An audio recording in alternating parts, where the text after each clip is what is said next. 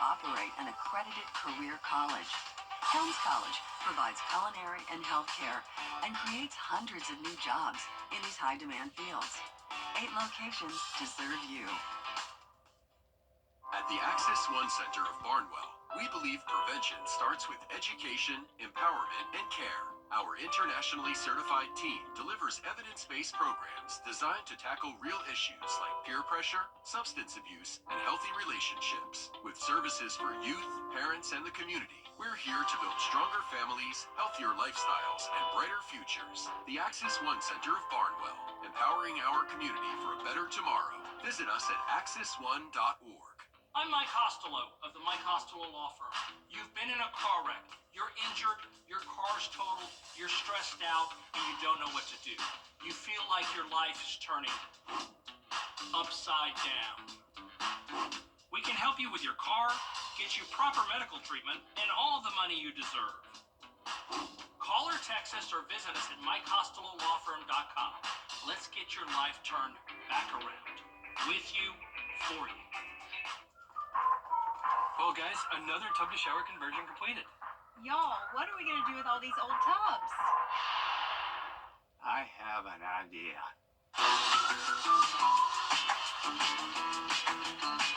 Join the Bathfitter family today with 0% interest financing for 24 months. How many more tub mobiles does Dad can have us build? Call Bathfitter today for your free in-home estimate. Hop in, let's drive, baby, to Milton Ruben Chrysler Dodge Jeep Ram, where we'll do whatever it takes to put a dream in your driveway. That means you get big discounts with baby payments on a huge selection of new and certified pre-owned inventory. Take your pick. We've got sedans, sports cars, SUVs, and more. Plus, there's never been a better time to save big bucks on our best-selling trucks. Are you ready? Let's drive, baby, at Milton Ruben Chrysler Dodge Jeep Ram. DriveBaby.com. Click, click. The Live 5 for 6 Skyview Network, sponsored by Terry Lambert Hyundai. Warm days continue with active weather at times. Tomorrow we could see a few isolated thunderstorms, but the higher threat and more widespread threat of storms comes into play on Sunday. I'll break down all the details coming up. Now on News Channel 6 at 6. Golf enthusiasts will soon be heading for Augusta. What some citizens are concerned about regarding traffic as your News at 6 starts now. Live from Television Park, this is WJBF News Channel 6 at 6.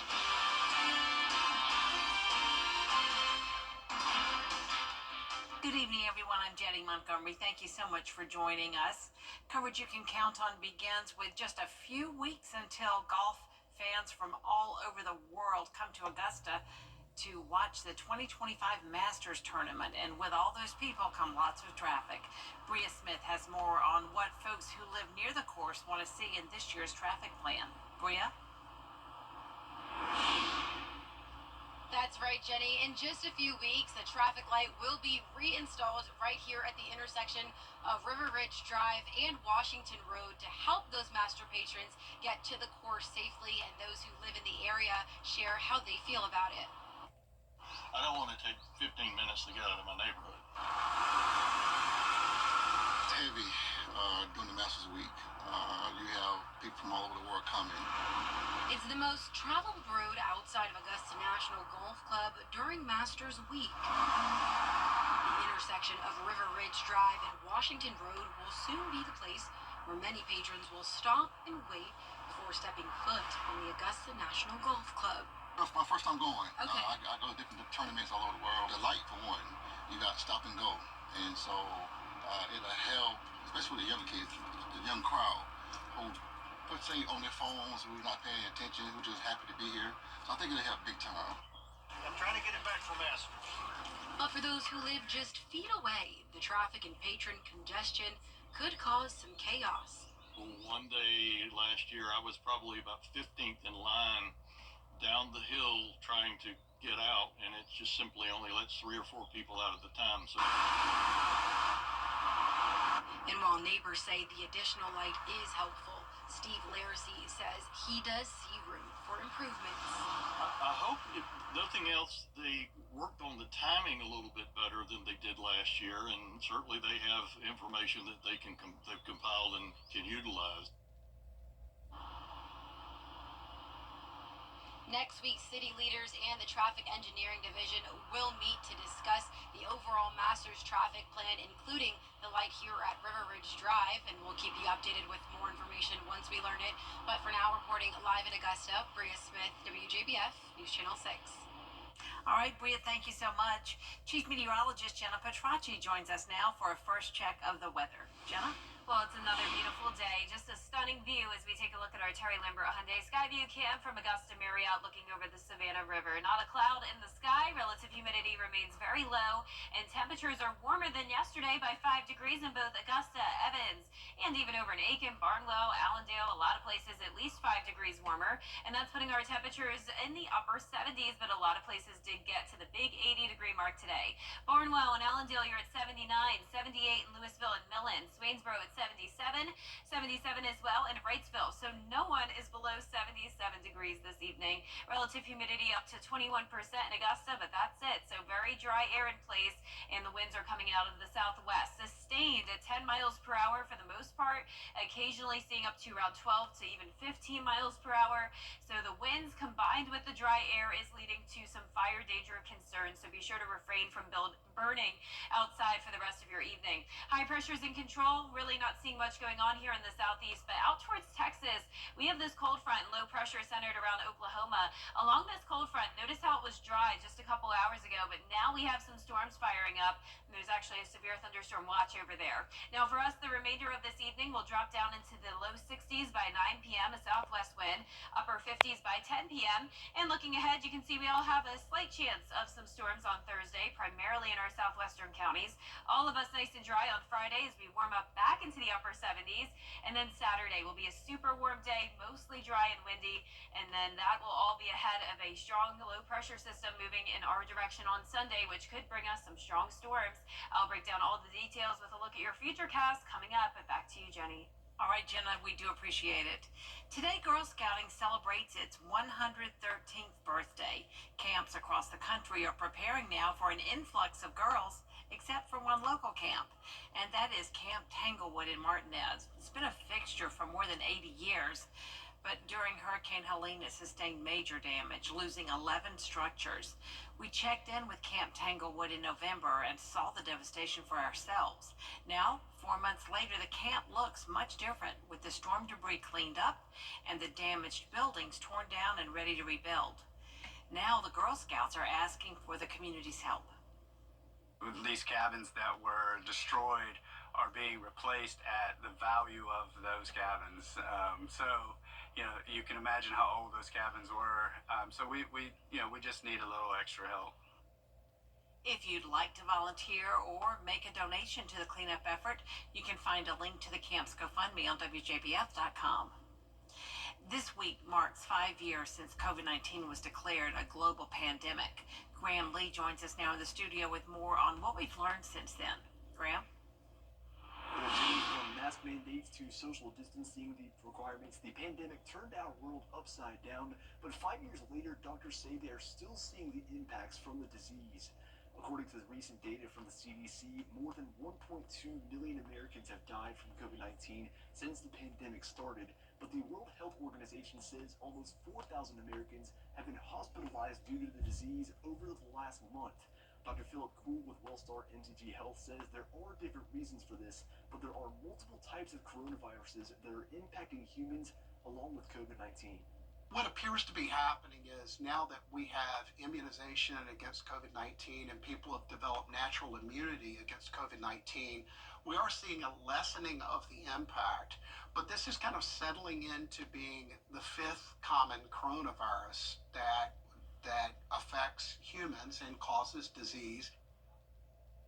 So Georgia saw close to 1,000 people die per week from the disease at the height of the pandemic. Dr. Kuhl says those numbers have now gone down to less than 20 per week, and the main impacts are on the elderly and those with severe medical problems. Jenny? All right, Graham, thanks so much. Cattle farmers from across Georgia are coming together in Augusta to learn about current issues in the industry on a not only state level, but national level. Isabella Moody was there. Right now, the Georgia Cattlemen Association is holding its 2025 convention. It gives farmers a chance to network and learn about new programs that may help them. The group's 63rd annual convention is in Augusta this week. There are more than 15,000 cattle producers in Georgia, and this convention is something where they can find new resources to use. The event features a trade show, cattlemen's college sessions, and business meetings where they discuss the future of the organization and allow members to give input. To me, this conference is bringing people from all different walks of life together, and ultimately it's a source of what feeds us. And beef feeds America, and it's one of the largest products there are in the world, and we need to believe in that and have that for a sustainable future. The convention is going from Wednesday, March 11th till Friday, March 14th at the Augusta Marriott Convention Center. In Augusta, Isabella Moody, WJBF News Channel 6. Coming up, an outbreak of measles in the United States. What doctors say could be behind the spike after the break. Bill O'Reilly on Cuomo at checktoprotect.org.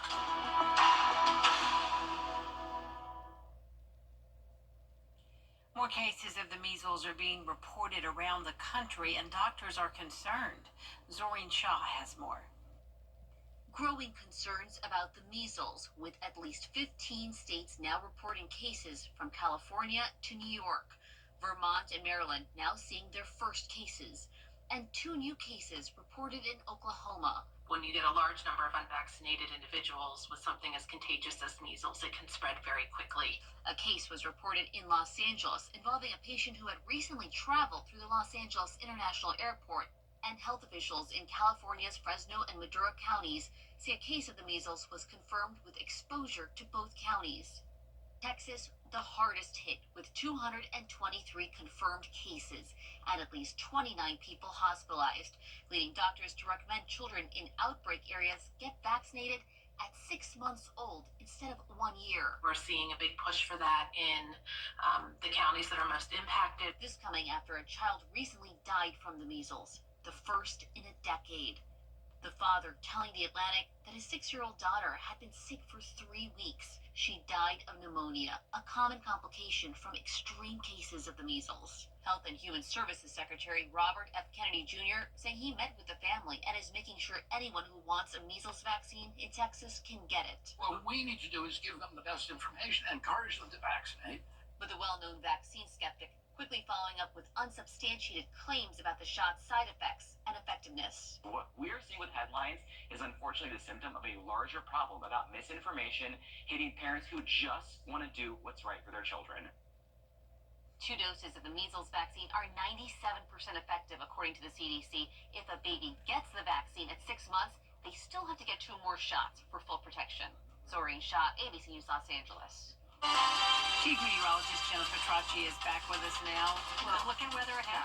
It's beautiful out there and it feels nice and warm. We'll continue to see the warm temperatures through the weekend, along with the chance of a few storms tomorrow and more widespread rain and storms along with high winds on Sunday. I'll have your full Bay for 6 forecast after this break.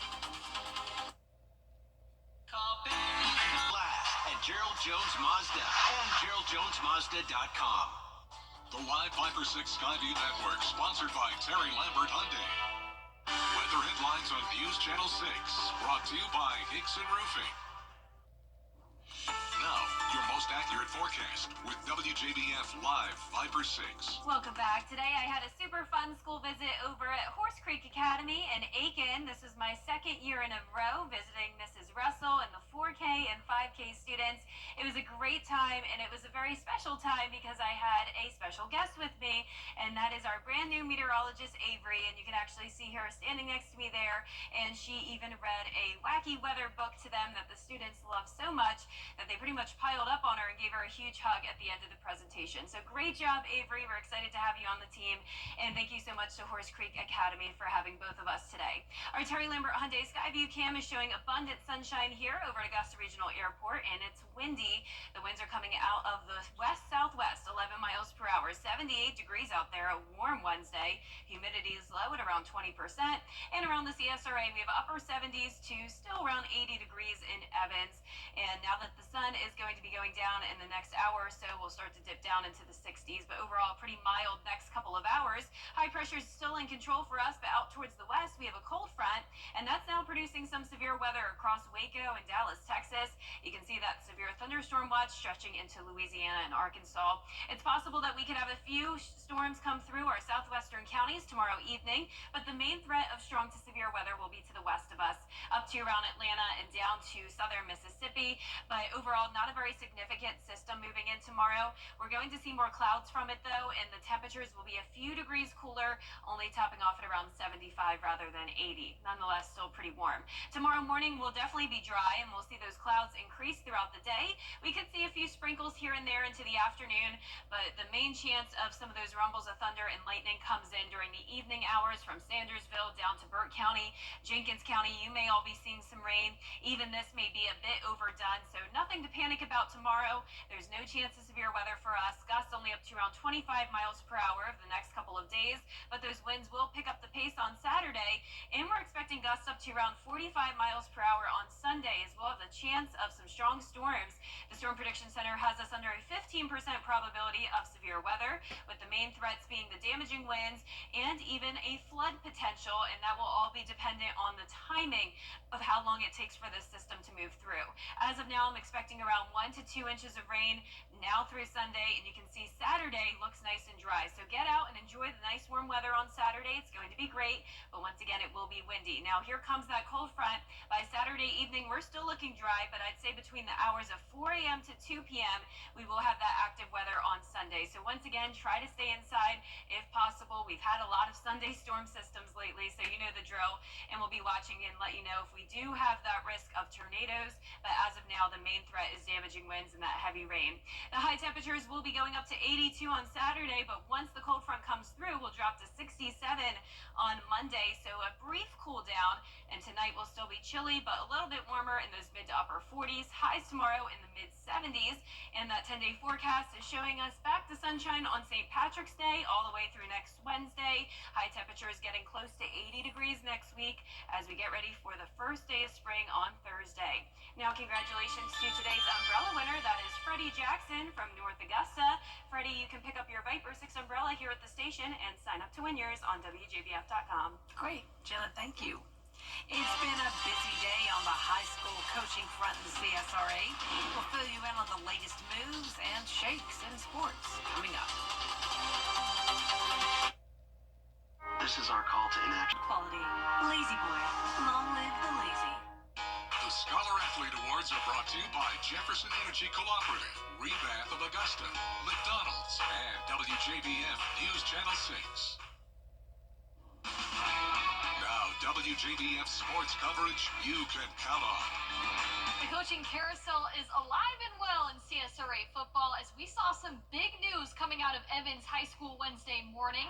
After 4 years as head coach at Westside, Coach Lee Huddle has been tabbed as the new program leader at Evans High School. For Huddle, it'll be his 4th head coaching stop in the CSRA, following stints at Warren County and Washington Wilkes before getting to Westside. He led the Patriots to an 8-3 record this past season, and he finished 9-3 during his first year in 2021, both campaigns ending with state playoff bids. Now, Hutto's excited about joining what he calls a special place at a special time. Well, I think you got some talented players here. You always have.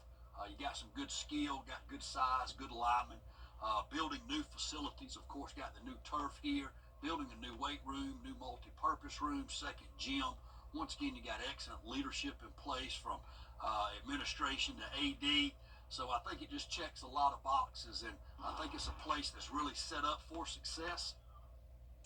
And dozens of people showed up at Westminster Schools of Augusta Wednesday afternoon to watch quarterback Levi Murphy officially take his talents to the Midwest. The four-year football starter and two-sport athlete signed a scholarship offer to Nebraska Wesleyan in Lincoln. Through 8 games in the 2024 season, Murphy completed 96 of 158 passes for 1,731 yards and 4 touchdowns to just 5 interceptions. Now, it's a far trek, but Murphy says it's worth it to be at a place that feels just right. They really just were the one that stood out to me, and Coach Keller really, he made me feel at home. He's going to be a good mentor to me, and I can tell. And I went out there to visit, and just really liked it. Beautiful, beautiful place out there, and never look back. Made my decision, never look back.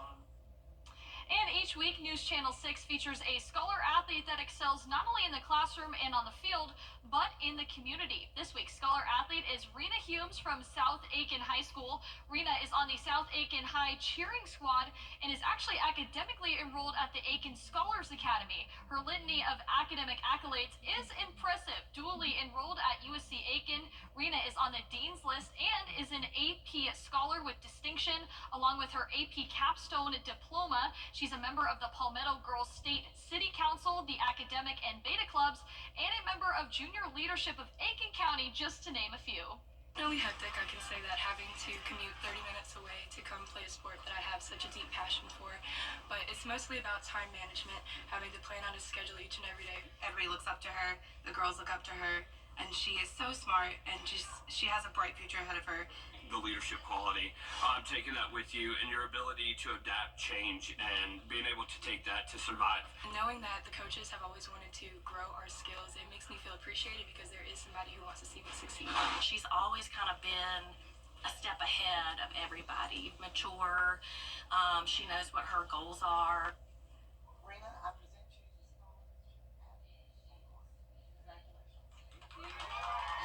Congrats to Rena on her award. And South Carolina's season came to an end this afternoon in the SEC men's basketball tournament, falling to Arkansas 72-68. The Georgia Bulldog men, they look to boost their NCAA tournament hopes as they tip off against Oklahoma at 9:30 p.m. tonight on the SEC network. The Georgia Tech men, they're moving on in the ACC tournament with the 66-60 win over Virginia. They will face top-seeded Duke in the quarterfinals on Thursday. That's at noon on ESPN. A lot happening. A lot, that's right. All right, thank you, Gianna, and we'll be right back. You've been in a Sirius Associates. That's our report for now, everyone. Thank you for watching. News Channel 6 continues at 7 o'clock right after World News Tonight. We'll see you again at 11. Have a great day.